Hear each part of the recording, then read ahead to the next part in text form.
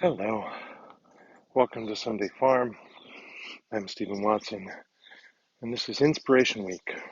Maybe an extended Inspiration Week, maybe an addenda to Inspiration Week. But I just finished filming, I think, 7 editions for Inspiration Week, which 7 is a week, so I thought I was done. So I got in the car and drove away from the inspirational spot for filming. And then, of course, I was inspired by another idea. So here I am home. Let me just set the camera up and film this, lens this. So the thought is, imagine who may be observing your practice, perhaps on occasion, perhaps with some regularity, perhaps every single practice session. Maybe that's your teacher, maybe that's your child, maybe it's your neighbor, maybe it's the people that walk their dogs past your practice place most mornings. But consider what might be considered inspirational to them. And maybe you learn this through a conversation.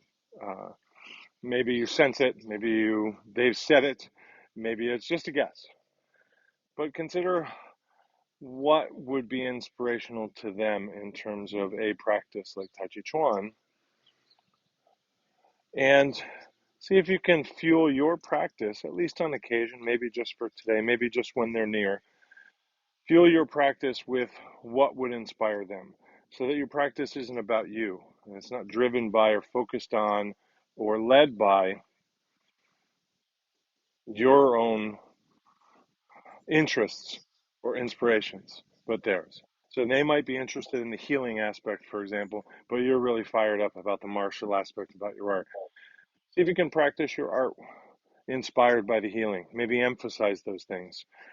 Shift your practice um, in an attempt to benefit those observing the practice, not yourself who's inhabiting it and embodying it.